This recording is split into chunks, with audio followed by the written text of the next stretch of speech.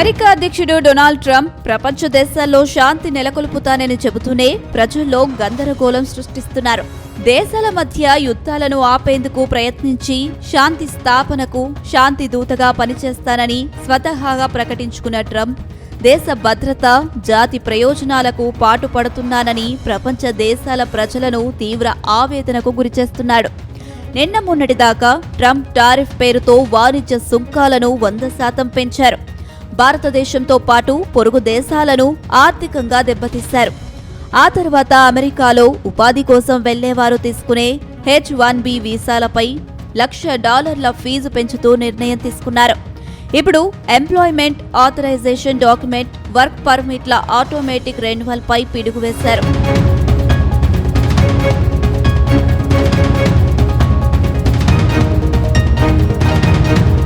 అమెరికాలో పనిచేస్తున్న వలసదారులకు వర్క్ పర్మిట్ ఆటోమేటిక్ రెన్యువల్ విధానాన్ని రద్దు చేశారు.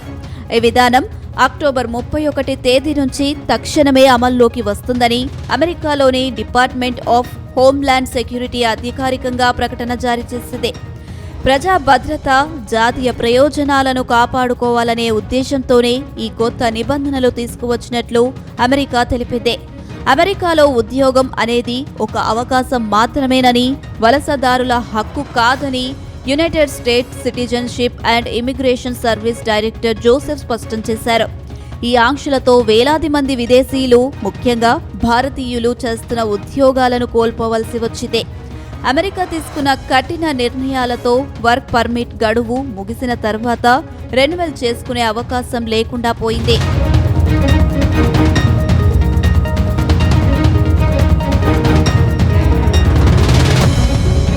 అమెరికా అధ్యక్షుడిగా జో బైడెన్ ఉన్నప్పుడు వర్క్ పర్మిట్ ముగిసిన తరువాత 540 రోజుల పాటు పని చేయడానికి అనుమతి ఉండేది. వర్క్ పర్మిట్ రెన్యువల్ చేయించుకోవడానికి వెసులుబాటు ఉండేది. బ్యాక్గ్రౌండ్ చెకింగ్ ఉండేది కాదు. కానీ ఇక కొత్త నియమాల ప్రకారం 180 రోజుల్లోపే రెన్యువల్ కోసం దరఖాస్తు చేసుకోవాలి. ప్రతిసారి పూర్తి స్థాయిలో బ్యాక్గ్రౌండ్ సెక్యూరిటీ చెకింగ్ తప్పనిసరి చేస్తూ అమెరికా నిర్ణయం తీసుకుంది. ఆటోమేటిక్ ఎక్స్టెన్షన్ అనేది ఉండదని United States citizenship and immigration services విభాగం స్పష్టం చేసింది. ఎంప్లాయ్మెంట్ ఆథరైజేషన్ డాక్యుమెంట్ల రెన్యువల్ కోసం ఆలస్యం చేసేవారికి అంత నష్టం జరుగుతుంది.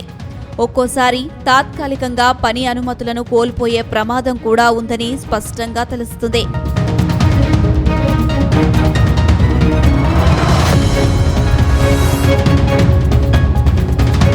ఎంప్లాయ్మెంట్ ఆథరైజేషన్ డాక్యుమెంట్ అనేది ఒక వ్యక్తికి నిర్దిష్ట కాల వ్యవధి వరకు అమెరికాలో పనిచేసేందుకు అధికారం ఉందని నిరూపించే పత్రం.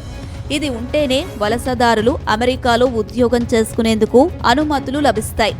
అయితే గ్రీన్ కార్డుతో శాశ్వత నివాసం పొందినవారు ఈ పత్రాల కోసం దరఖాస్తు చేసుకోవాల్సిన అవసరం లేదు.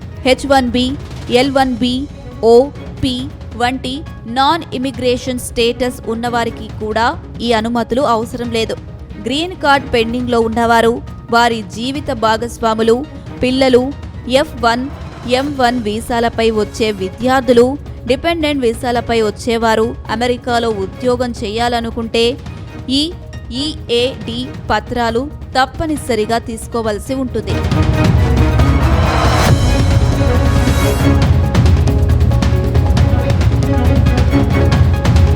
టూరిజం, స్టడీ, వర్క్ పర్మిట్ సహా వివిధ వీసాలపై అమెరికాలో నివసిస్తున్న భారతీయులను ఉద్దేశించి అమెరికా హెచ్చరించింది. అమెరికా ప్రయాణంపై నిషేధం పడితే భవిష్యత్తులో అక్కడ చదువు, వృత్తి, వ్యక్తిగత అవకాశాలపై గణనీయమైన ప్రభావం చూపనుంది. నిర్దేశిత గడువు ముగిసిన తర్వాత ఏవైనా అనుకోని పరిస్థితుల కారణంగా దేశాన్ని వీడటంలో ఇబ్బందులు ఏర్పడితే చట్టపరమైన పరిణామాలు ఎదుర్కోకుండా ఉండేందుకు United States citizenship and immigration సర్వీస్ను సంప్రదించాలని అధికారులు సూచించారు.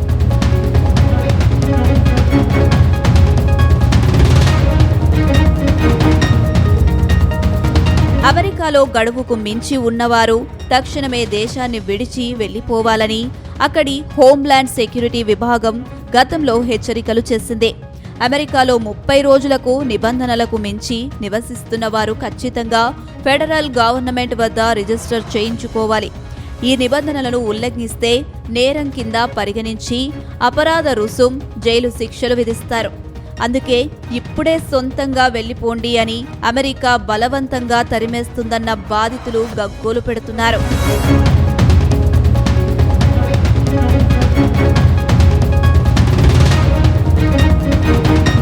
ఈ నిబంధనలు పాటించకపోతే తక్షణమే బలవంతంగా పంపిస్తామని అమెరికా వార్నింగ్ ఇచ్చింది.